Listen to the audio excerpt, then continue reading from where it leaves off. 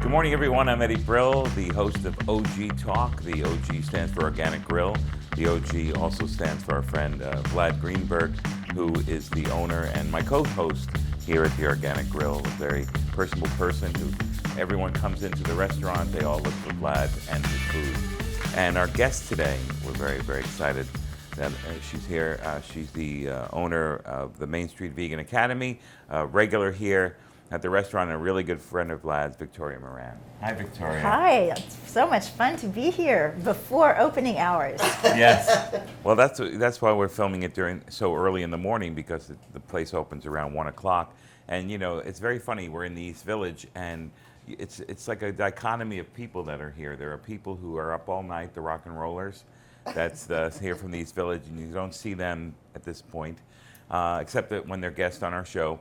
But then you see all the people like this 9 to 5 thing going to work, and I'm like, oh God, I remember 9 to 5.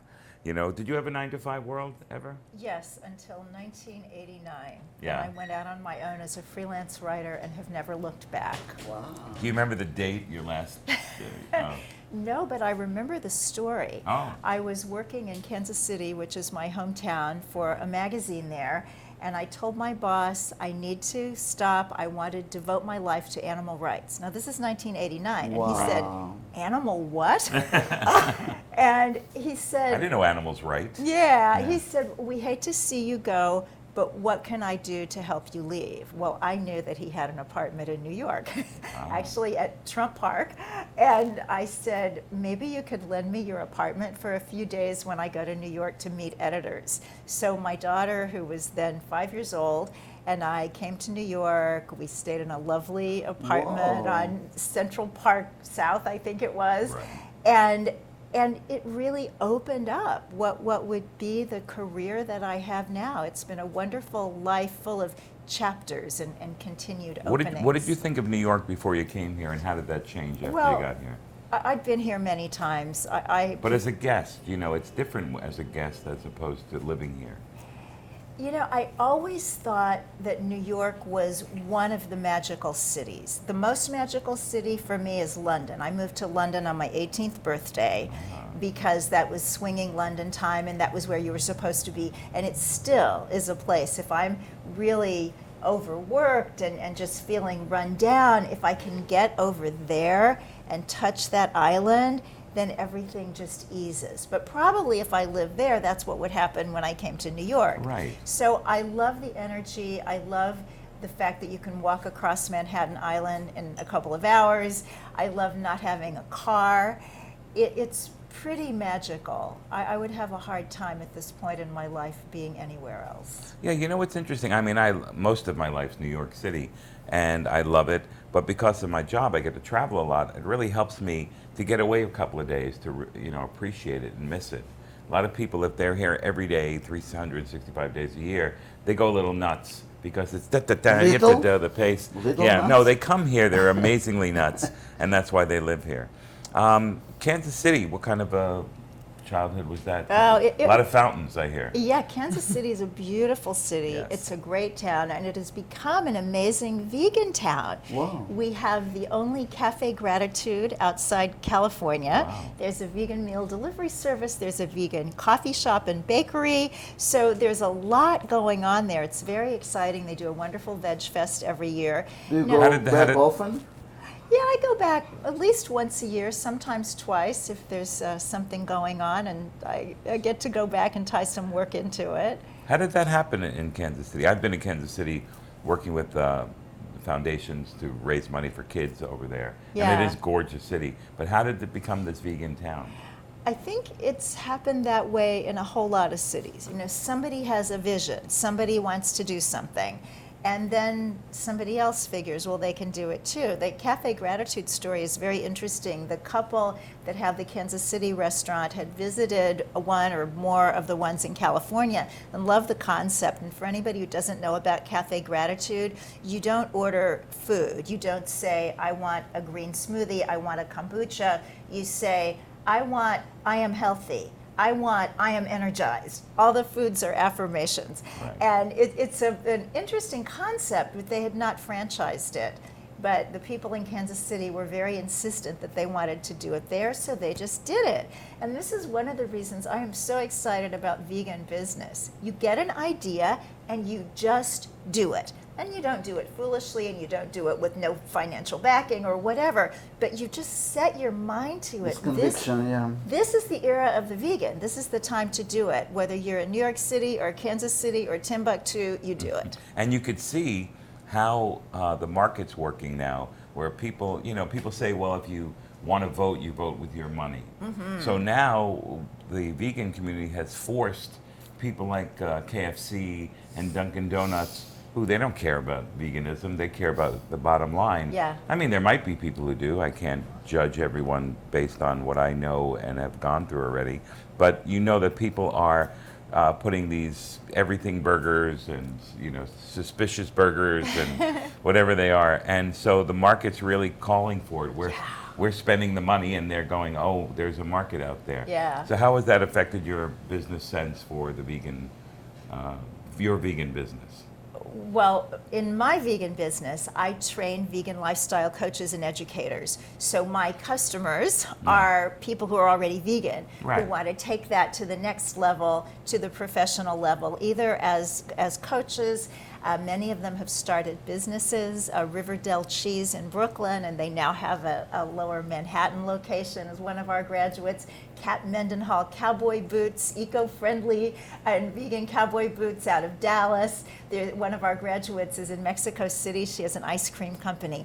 My daughter is a performer. She was on tour. She was in Mexico City, and she posted a picture of herself with this big ice cream cone. Well, it turned out it was from my graduate's company. Yeah. So there's so much happening in that way. And then what I see in the larger world is people are becoming conversant with this. When I walked into the Dunkin' up in my neighborhood in Harlem, when the first day they had the breakfast sandwich, and of course only the meat patty is vegan. Right. They put a regular egg on it, and the cheese is not vegan. But I was talking to the gentleman. I said, okay, I want to try one of these. Don't want the egg. Is the cheese vegan? And the young man behind the counter said, we don't have vegan cheese yet. And I thought, somebody knows what vegan cheese is who's not a vegan. This is amazing. The awareness is the first step. And then people try the food and they like it. And then if they want really good food, they come here.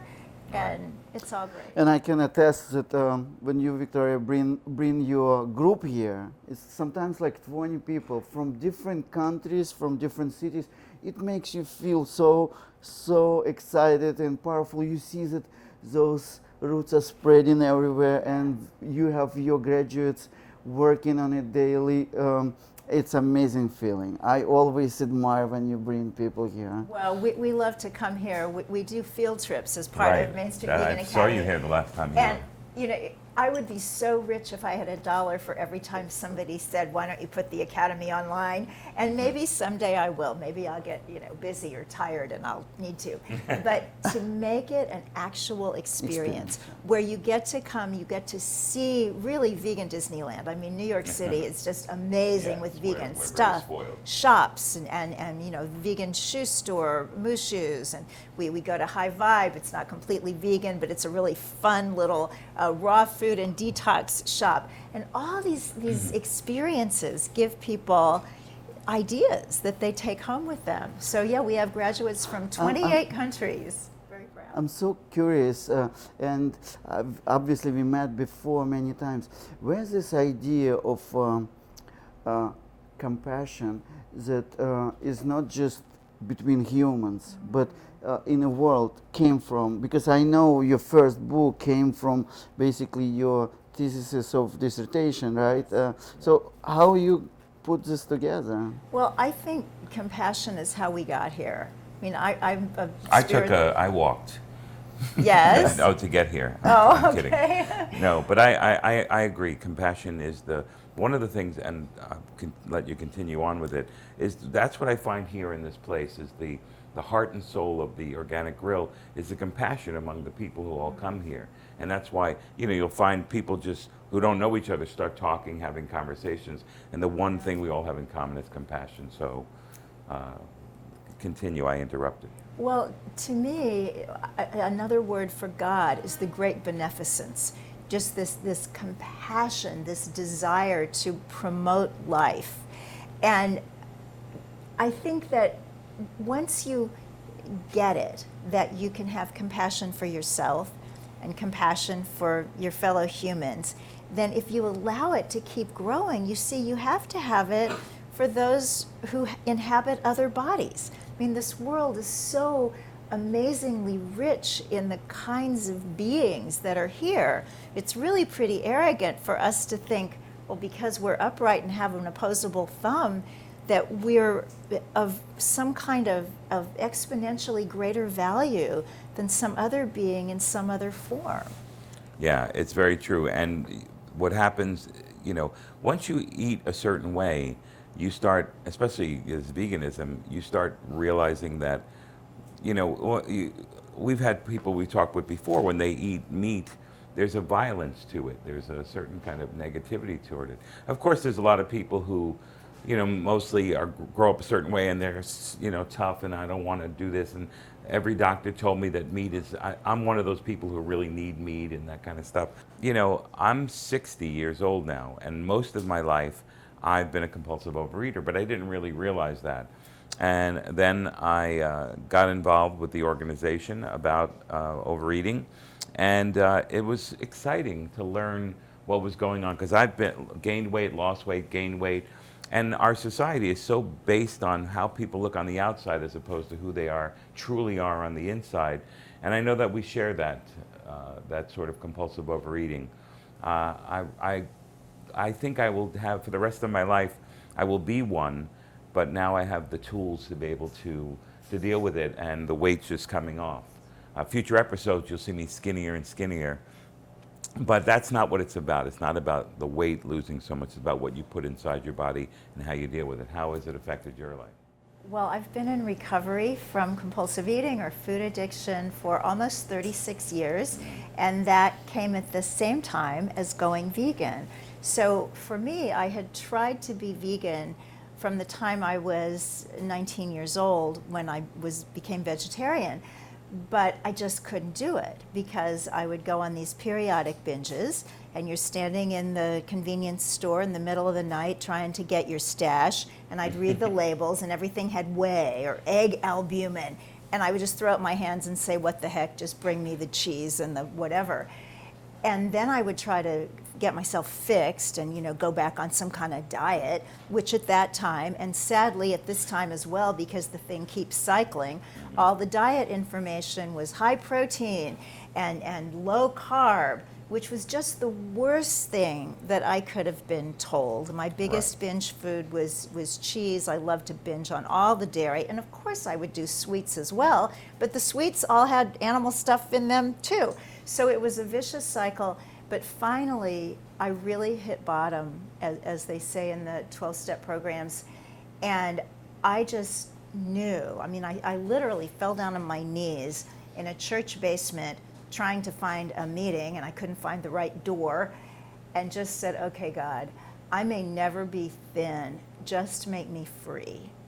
And when I got up from there, I knew two things. One was, if I did what I was told by the 12-step programs, a day at a time, I never had to eat for a fix again, and I could be vegan. It wasn't like God keeping me from being vegan, it was me keeping me from being vegan. And I got a little flack, even there, because everybody, from people in the Overeaters organization and other places, not institutionally, because, I'm just going to say it, Overeaters Anonymous doesn't tell people what to eat, it's all about the interchange. But regular humans have all been pretty much brainwashed by this high protein, low carb thing. And the idea that you're eating grains and beans and starchy vegetables really frightens them. And yet I can say, in having left 65 pounds way back there in the Reagan administration, it's a great way to eat. And for me, I feel so blessed to have the 12-step background as well. And because for me, I couldn't make food choices at all. I couldn't be vegan. I couldn't be anything sane until I healed from the inside and could stop using food as a drug. And once I had that power of choice, I was able to choose vegan. And it's just such a grace. Yeah, for me too. It's, you know, a lot of people don't talk about emotional eating. You know, there's so many diets in the world. You have a book on the love-powered diet. There's so many kind of diets that in the world, but in reality, what good are the diets and unless you're working on the compulsivity that goes on in most humans. Yeah. And I think it's not just food. There are people who gamble and people who do this and that, and when you attack the emotional part, which is the hard part, because when you have this emotion, you tamp it down with food, you tamp it down with alcohol. So instead, you open it up, you bring it to the surface, and now that it's here and you could see it, now if you can be brave enough to deal with it, which a lot of the people now I'm meeting are, you get rid of that kind of background, and now you can make good choices. But the hard part about making good choices, I'm sure you have this when people come into the restaurant, is what people are told. Like when the Dairy Association is creating the food pyramid, of course they're going to make dairy a very important part of the American diet. And now we've learned over time how it's one of the worst things that humans can have. Maybe I'll be sued, but you guys are out of it for saying that. It's shocking to people. People don't mess with my food. Yeah, because we start eating before we start talking, before we start thinking in words. We're really programmed with what's normal from an early age, which is why it's so exciting to see all of these vegan children coming up. And I did raise my daughter vegan. She was still a nursing infant when I went vegan. And she is now a stunt performer and an aerialist. She's touring in Jurassic World Live, carrying a 110-pound dinosaur puppet suit, and she only weighs 110 pounds herself. So it's a wonderful thing to see these kids coming into it so that their normal is what is really healthy and really necessary. And for the rest of us, you know, it's a little bit of unlearning. But we can do this, and we can do it in our own ways. This is not some kind of cult. We don't all eat the same way. Right. We don't all approach food the same way. Some people are coming more from the health angle, others more from the ethical animal rights angle, others more from environmental. And there are other reasons too. You know, some people it's from spirituality, it's from yoga. The Seventh-day Adventists, a Christian denomination, recommend it for their members. So it doesn't matter where you get to it. But when you're here, and this is what I love about it so much, is it's like opening a door, a magical door behind which there's so many other doors. You think, well, I'm just going to open this door called ethics, or I'm just going to open this door called diet. But you go in there when it's vegan, and you find fashion and business and commerce and travel. I mean, it's amazing. And go ahead. Yeah, and I kind of agree that some of the things we should learn on our own. We are accustomed to the idea that every of us should grow, and we should become better as people. We should learn certain skills and learn certain things. But with food, we say, yes, but this is how we were taught, right? So we are not even thinking about it in a way that, yeah, I have to grow, evolve, and my choices have to be different. We always like, doctors say it, right? Or Dairy Association forced me, or something else. This is the same self-growth as everything else. Our choices should evolve, our ideas should evolve. It's nothing that we have to deal with for the rest of our lives. We have to improve as human beings. And I'm really curious, like, how did you raise your daughters being vegan? I saw in one of your books a passage about we should understand our kids who grow in vegan a little bit more, because they're facing something that we never did. Like, there is such a polarized reality in their world. Like, they know that they took this way of being vegan, and they don't eat meat, and they're compassionate, and at the same time people who teach them teachers who are wonderful people, they are carnivores and they eat meat, and it's a norm for them. And protein, protein, protein. That's what everyone's saying. We need this much protein, when in reality, that's just all made up and But created. it's also like an ethical thing for them. So I love these people. I share certain values with them. They are my mentors. They are my teachers. But at the same time, on a core value, we are completely different people, right? They accept certain realities that I don't accept. So how do you talk to your kids about this? Well, I think a lot of this is about critical mass and what the beliefs are in the overall culture. So let's say, for example, that your child's teacher was a racist.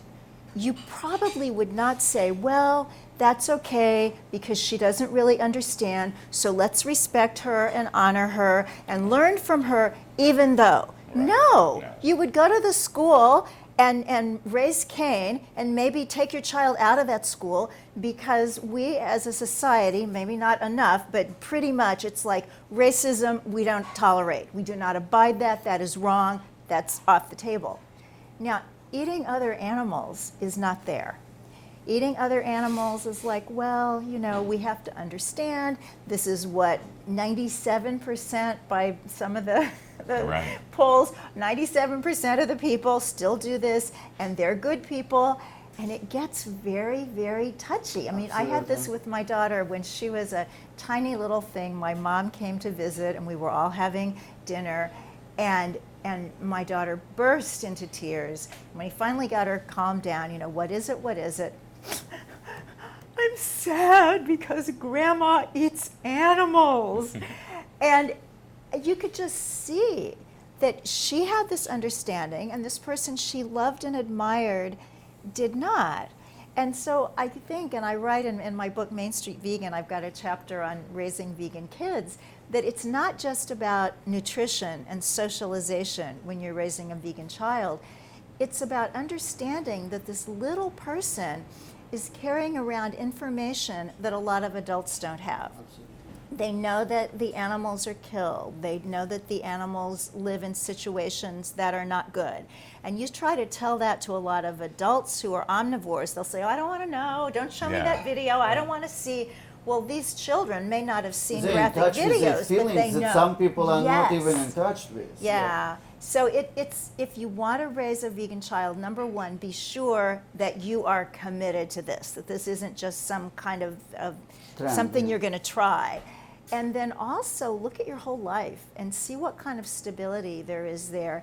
Because if a vegan child ends up in some kind of situation, blended family, whatever, and we had this in my situation, my first husband passed away, there's just an extra layer of difficulty, because not only is life changing in the child's life, but then they're around more people who are eating differently, and it just gets so confusing. So you can't know the future. You can't say, well, I'm only going to raise my child vegan if I know that life is going to be great for the next 18 years. So it's not like that. Yeah, because the but emotions, the emotion, back to emotional eating, you know, there's emotions that go with food. There's especially advertising works in a way that, preys on the emotions of people. Yeah, but Yeah. what's wonderful now, and I'm sorry, No, is that you can get all these vegan foods that look like other foods. So when I married my husband... Speaking of, we're gonna bring some of those vegan foods out, Yay! but you were about to say. Well, when I was widowed for 10 years, married my husband, my daughter was 13, and his 3 children were omnivores. And so it was really difficult. You know, we'd order one pizza with cheese on the side and one side that had no cheese. Well, now there is vegan cheese. There's vegan pepperoni. So it makes it a lot easier. And it takes a while for people to, your taste buds, or our taste buds, we're used to salt and sugar and processed foods. So when we first eat vegan food, a lot of times it's like it's not satisfying those processed food manipulators that happen in our body. Eventually, like I loved ice cream, and I freaked out when I was becoming a vegan. Like, oh, I'm not going to be able to have ice cream. But now I've had vegan ice cream. I finally got Vlad to bring some in, here. Not bring some and we're making it Yeah, now. he's making it, and We had an ice cream maker working with us and adjusting our recipes, and we went back and forth like 20 times, and now we kind of happy. I want you to try it today. Yeah, they're 100%, 100 times better than the dairy ice cream. And now I go back to dairy ice cream. And now that my taste buds have, gotten to be normal, and the way the humans are supposed to have their taste buds, now when I taste the vegan, when I try the other kind of ice cream, it's like, I can't believe I ate that for so long. Let's describe the food, Vlad, because this is our classic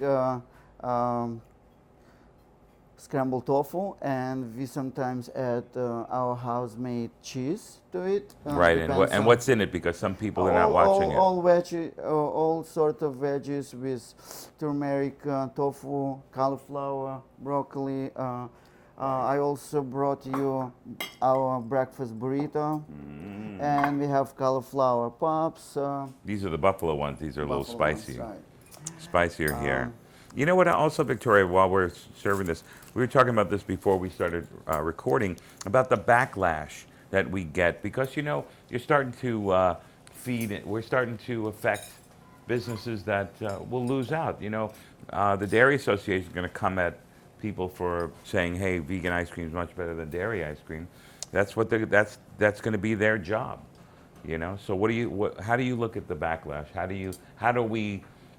do you instruct people in your academy when that backlash comes around? Well, obviously, anyone who's worried about their job or their industry being threatened is going to be threatened. And yet, a lot of people in the animal food industry, big players there, have gotten into the plant food world as well. And this is, I know a lot of people don't like capitalism, but one thing that's really good about it is that I can give them excursions, and I can send them to where I came from, and they have a lot of things to learn. Well, one of the great things is that the desire of the people is really what shifts the marketplace. So if people say, I want non-dairy milk, which is what a lot of people are saying, which is why such a high percentage, I believe it's 13% now of the liquid milk market is non-dairy milk. And so it's the same thing. These people are not in the chicken business because they just delight in killing chickens. No. This is how they make money. Yeah. And if faux chicken is what people want, if broccoli and other things are what people want, that's what the market will provide. So I don't worry so much about the backlash. I just keep going forward because we are the wave of the future. It's amazing. Like if I would ever You guys talk while I have some of this. make a portrait of a, in my mind, ideal vegan, and I would definitely imagine you. Like, honestly, the impact you had on me, like, you're always positive, you always non-judgmental. It's just crazy to me when sometimes I'm mad about something and I'm talking to you about it. Like, worry about bigger stuff. Don't sweat the small things, because we definitely attracting more people when we are accepting and we are more understanding. And you're in a good way cliche for me about how you should accept people. Even for us, when we were not completely vegan and I was struggling with how to make this place completely vegan, you were always here trying to help us and understand. And this is something that I think vegan and non-vegan wants to have next to them, person who understands and goes with them a long way. Yeah, when you were young, there was this woman, Adeline, or somebody I read. Oh, yeah. Who was a mentor you did for read. you. Yeah, Dee Dee, Adeline DeSoto. My parents both worked in the days before daycare. Mm-hmm. And so there was a whole series of nannies and some stories about how one tried to kidnap me. I guess it was all very dramatic. But eventually, when I was 6 months old, Dee Dee showed up. And I don't know if there's reincarnation and I knew her in another life, but we were like this. And she was really the person who told me about vegetarians. I came home from first grade with the 4 food groups, which was what they were preaching in those days, which implied that half of what we should eat should come from animals. And I recited the 4 food groups all proudly. And she said, there are people who never eat any meat, and they're called vegetarians. And I could take you to a restaurant and get you a hamburger made out of peanuts, and you'd think you were having meat. And I remember thinking, ooh, there's so much I don't know, and I have a feeling maybe I won't learn it all in school. But that kind of stuck in my head. Even in Kansas City, which at that time was the second biggest slaughterhouse city next to Chicago, still known for steak and barbecue. Right. But something, I was just like, oh yeah, vegetarian. And then when the time was right, when I started reading about yoga when I was 17, and the yoga books were saying, if you're going to be serious about yoga, you have to be vegetarian. We've lost a little bit of that with the great growth of yoga, but it's there. You know, it's part of yoga philosophy. It's really in all the religions of the world, all the ethical systems of the world. If they don't necessarily say vegetarian, they talk about mercy and kindness and concern for the other. So it's there, and Dee Dee was really my first spiritual teacher. That's great. And speaking of just being 17, you met Paul McCartney. I did. Your first writing was about the Beatles. You wrote for like a teen zine or something like that. Yeah. When I was a little girl, anybody could get for $1 a press card from Teen Life magazine. Right. So I had mine, but I took it really seriously. So I went to my first Beatles press conference in Kansas City when I was 14. I had gone through all the proper channels, had the invitation, and I remember standing in that hotel lobby looking out and seeing all the little girls behind a rope in a park across the street, and I was there. So I knew I was doing something right. I was not an attractive teenager. I was overweight, I had bad skin, I had unfortunate hair, and yet I was there. Now, the guards didn't want any teenagers going up to the press conference. So the gentleman who brought the Beatles to town, Charlie Finley, who was the owner of the Kansas City Athletics baseball team at that time, had brought them. And he walked in with a Playboy bunny on one arm, and I went up to him and said, Mr. Finley, this is my press card. This is my letter from Derek Taylor, the Beatles press agent, that I am supposed to be there. And he didn't know what to do with this, and he just looked me up and down, and then he said, okay, just don't say anything. Bunny on one arm, I'm on the other arm, there we go, first Beatles press conference. The second year, I was at the press conference in Toronto and meeting all the other rock groups of the era in between.